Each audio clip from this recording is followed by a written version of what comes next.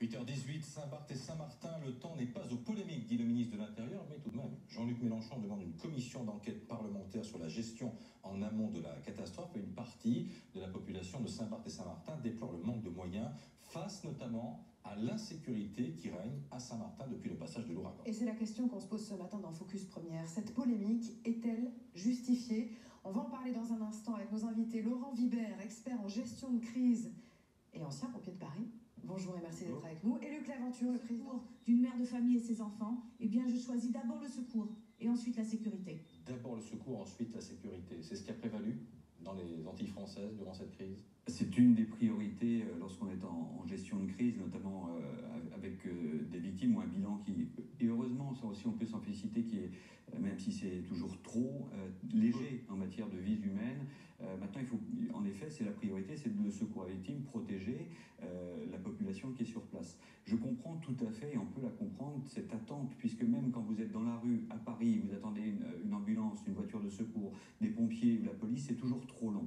Donc on comprend, et avec force, et vous avez aussi les images qui montrent ce décalage entre peut-être l'organisation parisienne avec la cellule interministérielle de crise, la venue du président de la République qui quitte l'Élysée à pied, qui vient mettre un peu en image, en forme, ce qui est fait en métropole, et puis la réalité des images qui sont derrière. Donc la polémique, à mon sens, là aussi, je vous rejoins tout à fait, je rejoins l'analyse de Laurent Neumann sur votre plateau tout à l'heure, elle n'a pas lieu d'être. En revanche, ce qui est important de faire, c'est d'être beaucoup plus dans l'anticipation dans les années à venir, de construire, comme les États-Unis l'ont fait depuis Katrina, un réel retour d'expérience sur ce qui s'est passé.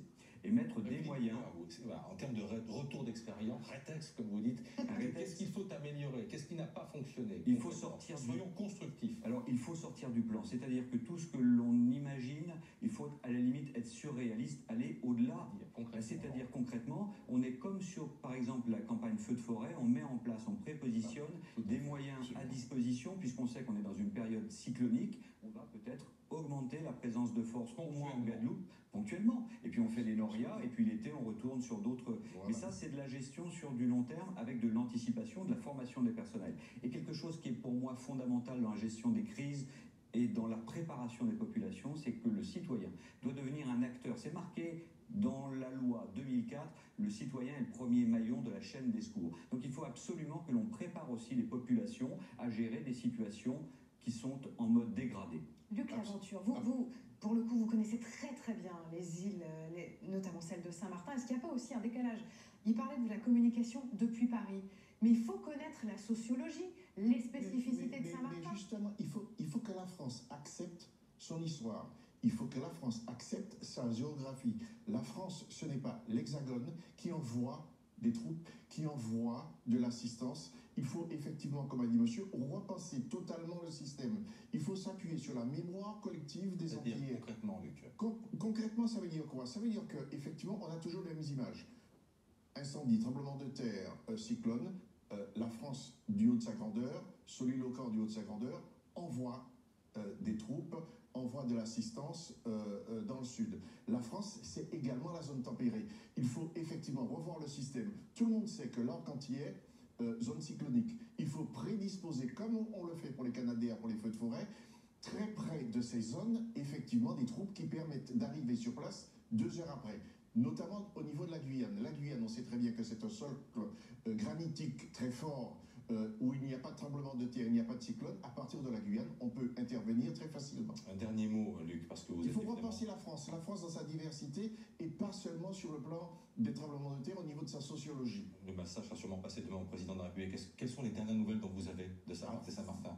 Elles sont rassurantes. Ah, voilà. Elles sont rassurantes, sauf que il faut dire qu'effectivement, à propos des scènes de pillage, la ministre a raison.